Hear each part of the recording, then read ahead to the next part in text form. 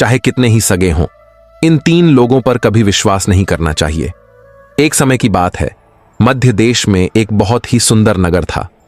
उस नगर में एक वैश्य अपनी पत्नी कुसुम के साथ रहता था। उसकी एक अनाज की दुकान थी, लेकिन उस दुकान से उसके घर का भरण पोषण नहीं हो पाता था, इसलिए वह बहुत चिंतित रहता था। फिर एक दिन उसे एक विचार आया कि क्यों ना मैं चोरी करना शुरू कर दूं। वह वैश्य अपने इस विचार को उत्तम मानकर चोरी करने लगा। वह एक दुष्ट के घर गया और टेबल पर रखा धन चुरा लिया और वहां से भाग गया। अब वह छोटी मोटी चोरी करके अपने परिवार का पालन पोषण करने लगा। एक दिन उसने सोचा कि पाप तो पाप होता है, चाहे छोटा हो या बड़ा। मैं चाहे छोटी चोरी करूं या बड़ी, रहूंगा तो चोर ही। पकड़े जाने पर दंड तो मुझे उतना ही मिलेगा, तो क्यों ना मैं बड़ी चोरी करूं। ऐसा निश्चय करके उसने उस नगर के राजा के खजाने को लूटने की योजना बनाई। रात होने पर वह राजमहल में घुस गया और किसी तरह जहां राजा का खजाना था वहां पहुंच गया। वहां उसने देखा कि खजाने पर कई सैनिक पहरा दे रहे थे। सख्त पहरा देखकर चोर को लगा कि उनकी आंखों में धूल झोंकना बहुत कठिन काम है, और उसने सोचा कि यह तो साक्षात काल पहरा दे रहा है। अगर मैंने चोरी करने की कोशिश की तो जीवित नहीं बचूंगा। यह सोचकर चोर उल्टे पांव लौट पड़ा। लौटते समय उसने सोचा कि खाली हाथ लौटने से तो अच्छा है कि कुछ न कुछ तो यहां से ले ही चलूं। मेरा यहां आना व्यर्थ नहीं होना चाहिए। चोर के दिमाग में विचार आया कि राजा के शयन कक्ष में जाना चाहिए, जहां राजा सोता है, और शायद इस समय राजा अपने वस्त्र उतारकर सो गया होगा। मैं राजा के राजवस्त्र चुरा कर ले आऊंगा और उन्हें पहनकर आसानी से धन चुराकर यहां से निकल जाऊंगा। पहरेदार को लगेगा कि मैं राजा हूं, इसलिए वे मेरे रास्ते में नहीं आएंगे और मेरा काम आसान हो जाएगा। ऐसा निश्चय करके चोर राजा के शयन कक्ष के पास पहुंच गया और उसने धीरे से पर्दा हटाकर देखा। अंदर का नजारा देखकर वह आश्चर्यचकित रह गया। उसने देखा कि राजा अपने पलंग पर गहरी नींद में सो रहे हैं और उनकी रानी अर्धनग्न अवस्था में पलंग पर बैठी हुई है। रानी को देखकर वह चोर उनके रूप पर मोहित हो गया। उसने सोचा, ये रानी सो क्यों नहीं रही है और ये अर्धनग्न अवस्था में पलंग पर क्यों बैठी हुई है। फिर उसने सोचा, मुझे इससे क्या, मैं तो राजा के वस्त्र चुराने आया हूं। फिर वह चोर एक तरफ दीवार से सटकर खड़ा हो गया और रानी के सो जाने का इंतजार करने लगा। थोड़ी देर बाद उसने फिर पर्दा हटाकर देखा कि रानी सोई हैं या नहीं, क्योंकि रानी सो जाएं तो राजा के वस्त्र चुराए जाएं। चोर ने देखा कि रानी अभी भी उसी तरह बैठी हुई थीं। यह देखकर चोर वहां रखी टेबल पर बैठने लगा। जैसे ही वह टेबल पर बैठा, उस पर रखी पानी की गिलास नीचे गिर गई।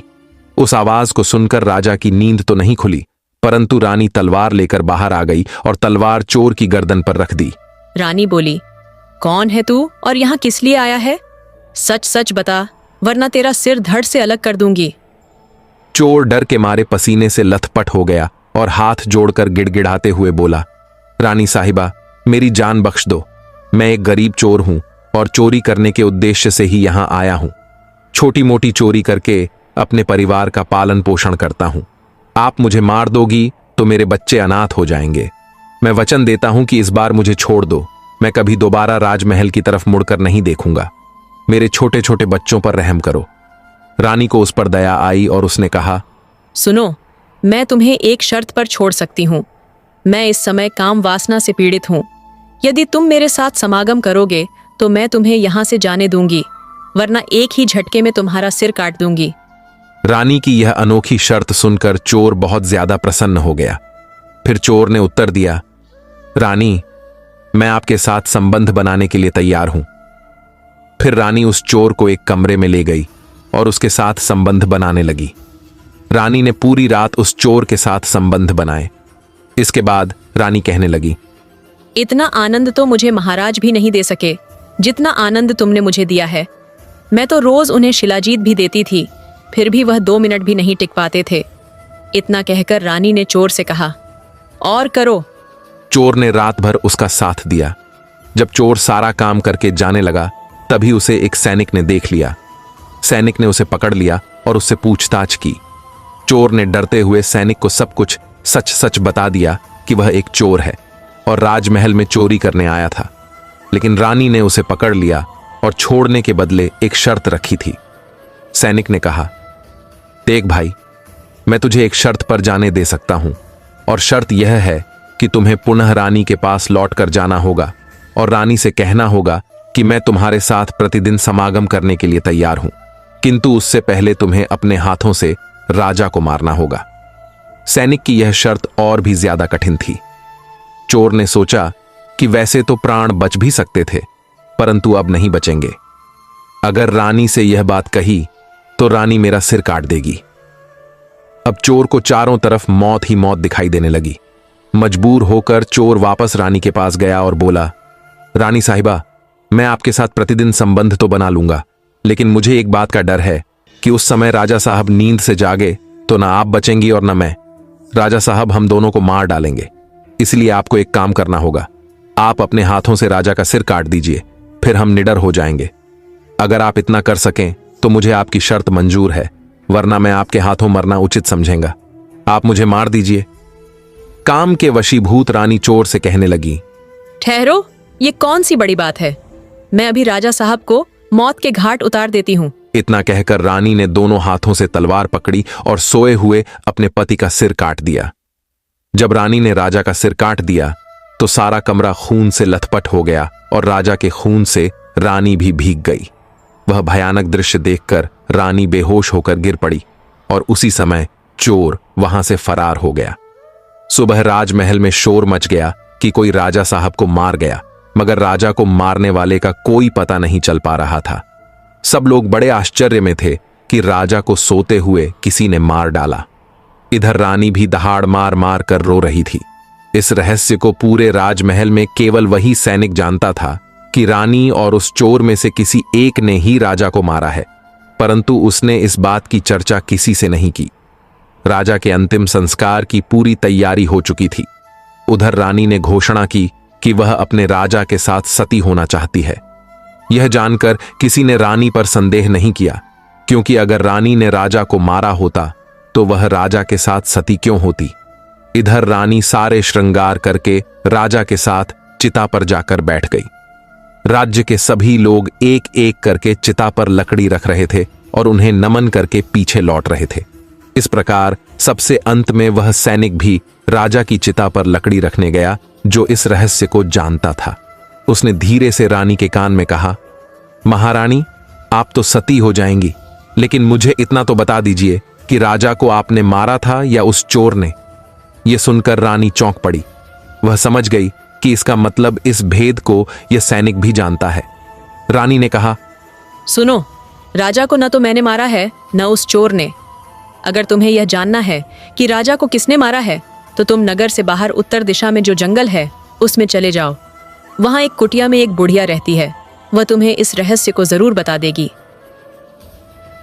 सैनिक को यह रहस्य जानना था, इसलिए वह अगले ही दिन रानी के बताए अनुसार जंगल में चला गया।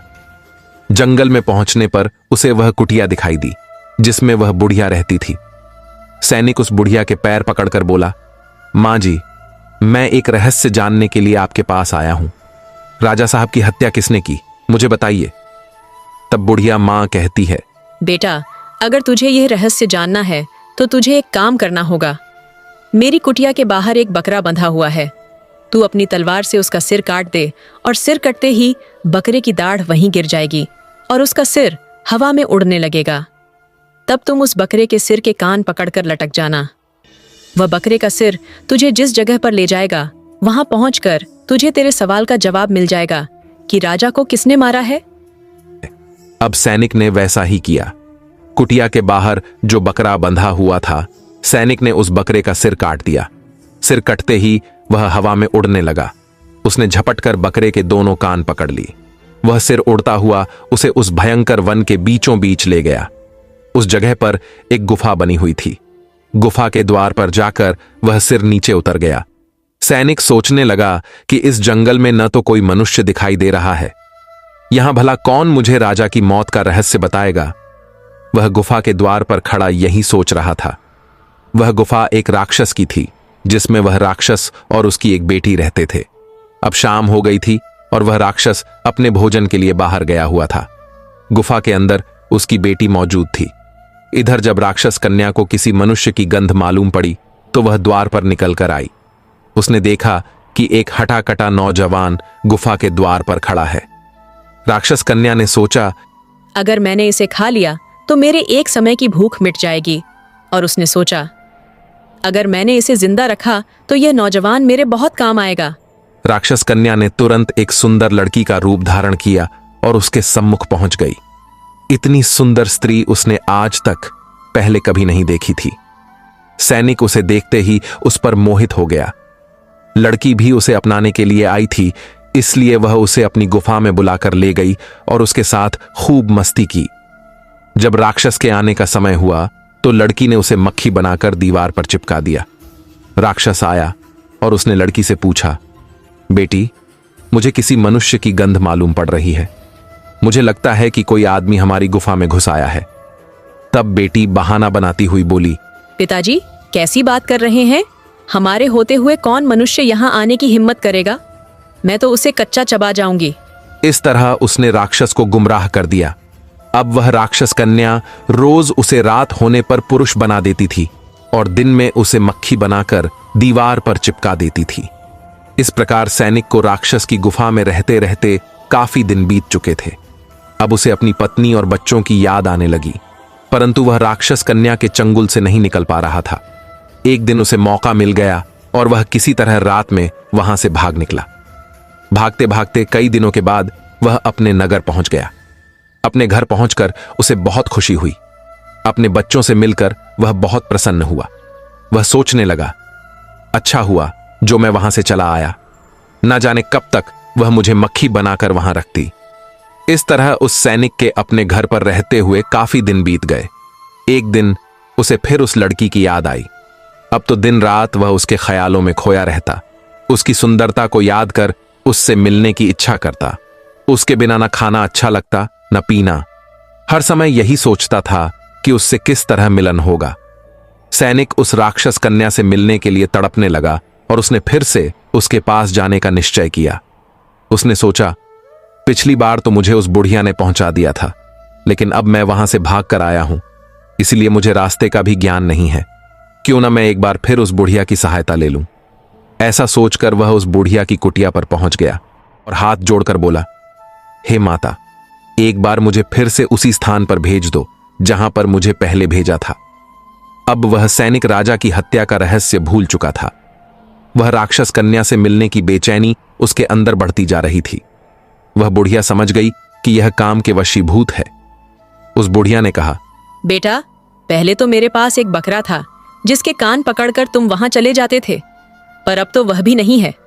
अब मैं तुम्हें कैसे पहुंचाऊं? तब सैनिक ने कहा, हे माता, मैं जीवन भर आपका गुलाम रहूंगा। बस एक बार उस लड़की से मुझे मिला दो। बुढ़िया ने कहा, बेटा, मैं तुझे वहां पहुंचा तो दूंगी, पर इसके लिए तुझे अपने बेटे को मेरे पास लाना होगा। सैनिक बोला, यह कौन सी बड़ी बात है। इतना कहकर सैनिक अपने बेटे को बुलाकर ले आया। बुढ़िया ने कहा, बेटा, जिस तरह तुमने बकरे का सिर काटा था उसी तरह तुम अपने बेटे का सिर भी काट देना। फिर उसी तरह इसका सिर भी हवा में उड़ने लगेगा। तुम इसका सिर पकड़ लेना और यह तुम्हें उसी स्थान पर पहुंचा देगा। काम के वशीभूत होकर सैनिक अपने बेटे का सिर काटने के लिए तैयार हो गया। जैसे ही उसने तलवार लेकर बेटे का सिर काटना चाहा, तब उस बुढ़िया ने उसका हाथ पकड़ लिया और कहने लगी, ठहरो, यही तुम्हारे प्रश्न का जवाब है। चाहे कितने ही सगे हों, इन पर कभी भी विश्वास नहीं करना चाहिए। पहला, राजा को न चोर ने मारा था और न रानी ने। राजा को हवस ने मारा था। जिस तरह काम वासना में अंधा होकर तुम अपने बेटे को मारने के लिए तैयार हो गए, इसी हवस के वशीभूत होकर मनुष्य अंधा हो जाता है और गलत से गलत काम भी कर जाता है। दूसरा, धन के लालच में आकर कोई भी किसी को मार डालता है। तीसरा, क्रोधी व्यक्ति क्रोध में अंधा होकर सब कुछ भूल जाता है और वह सब कर डालता है जिससे जीवन भर उसे पछताना पड़ता है। क्रोध में उसकी बुद्धि विवेकहीन हो जाती है और वह अपना पराया कुछ नहीं देख पाता। इन तीनों से हमेशा बचकर रहना चाहिए, अन्यथा जीवन भर पछताना पड़ता है। मित्रों, आशा करते हैं कि आपको हमारी यह सुनाई गई कथा अच्छी लगी होगी। अगर आपको यह कथा अच्छी लगी हो तो कृपया वीडियो को लाइक करें और चैनल को भी सब्सक्राइब करें। और अंत तक कथा सुनने के लिए आपका धन्यवाद।